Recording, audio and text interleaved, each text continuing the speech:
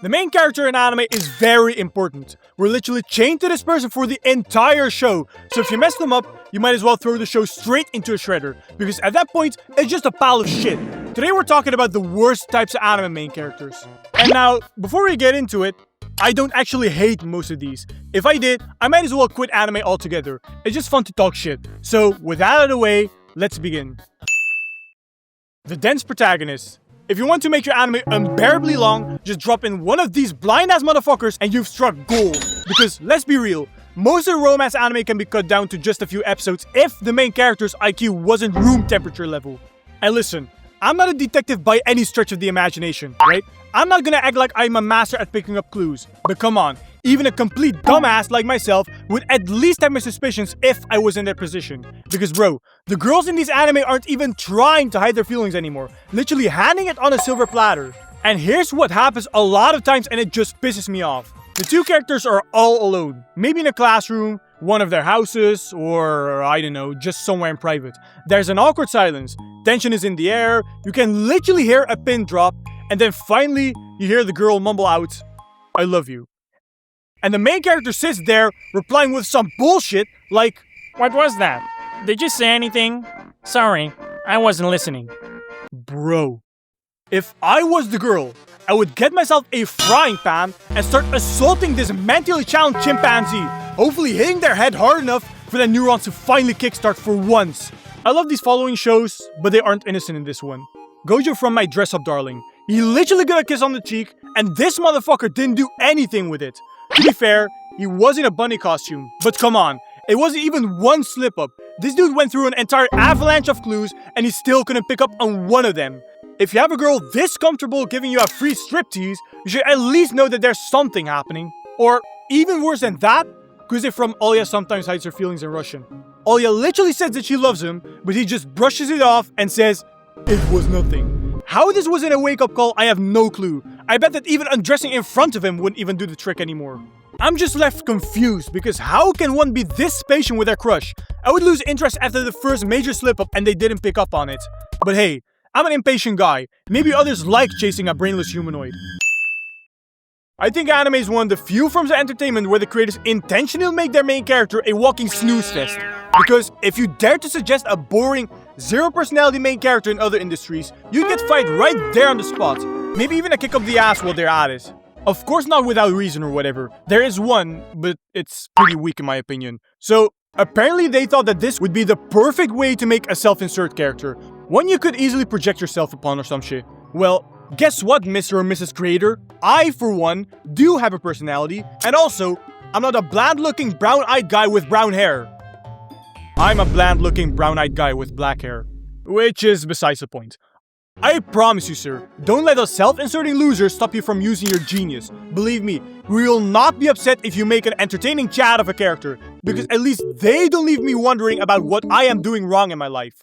And I truly feel like the standards of these girls have dropped deep into hell, because if all they wished for was a friendly guy whose only talent is playing games, watching anime, and oversleeping, then I promise you that incels would be a thing of the past. Like, imagine you're at school, you meet this new guy, you're talking to him like a normal human being, and you get the usual responses like, "Cool, I guess. Nice." I would personally assume they aren't into me, but apparently that's enough personality for these love interests to be attracted to.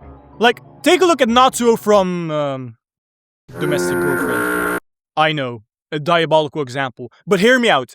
This dude has absolutely no personality. He's just completely empty. But somehow he still ends up winning the hearts of both of his stepsisters. One of them is his fucking teacher. If you want to project yourself onto this character, you're better off having a word with your therapist. I feel like the goal was to make this adorable, kawaii type of character, but they fumbled it hard, accidentally making the biggest pursuits at the mercy of everyone around them. It just gets annoying how little backbone they actually have. Like, I understand that people exist who are shy and shit, having difficulty saying no, but I can't think of anyone who hasn't ever stood up for themselves. It's like they don't have an opinion on anything, always pushed around by everyone around them. Sure, there are moments where they might finally show a glimpse of assertiveness, but then afterwards they apologize in 50 different languages. Like, come on, bro, I was rooting for you, just for you to go on your knees and kiss their feet. A lot of times we'll witness some character development and they finally get some kind of backbone, but that's after smashing their head against the wall trying to get through 10 episodes of abuse. And they also get there because their love interest nudges them, you know, after taking advantage of it themselves. Like, sure, there are people out there who are into a guy who's pretty soft and shit, but how can you be attracted to a guy who would sell you out? Imagine this guy finally gets a relationship. He somehow gets dragged to a bar by the girl, and this drunk asshole comes in, demanding that girl to be handed over. The pushover would probably not even put up a fight and say some shit like, "You can have her." Actually, it would more be like, "Please take her, please don't hurt me," handing over their wallet alongside it. And sure, the scenario I made up is completely fake. I hope. Though, it is something that I imagine them doing. But alright, there are some examples of pushovers who really ruined the show for me. Meet Yuki from Future Diary. My memory is very vague on the show because of how bored I was. But from what I can recall, Yuno was literally holding his hand for almost the entirety of the show. All because this crybaby couldn't do anything himself. It's like he hasn't developed past his kindergarten years. And I think he went through some form of character development, but honestly, I'm not even going to revisit this dumpster fire and check for myself. When the horny degenerate is the main character, you just know that this anime is completely off limits to watch near your parents, because the amount of fan service will be insane. It's the type of show where they'll always walk in a room when there's a big titty character or something, have you there trying to explain like, "Wait, I swear, it's not what it looks like." But before you can finish your sentence, the show will have a panty shot on your screen. I'm not making that shit up. That's literally what happened to me. But yeah, the horny degenerates. They always look like the self-insert character, except with more personality.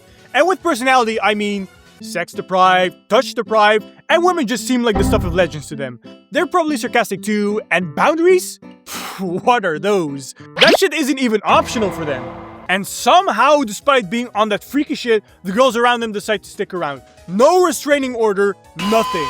They still like those main characters, despite them violating them repeatedly like it's a hobby. Imagine you did everything they did in real life, right?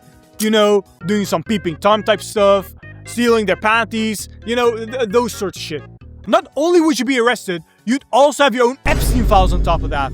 Unlike those other types I've discussed, I had tons of examples that immediately came up.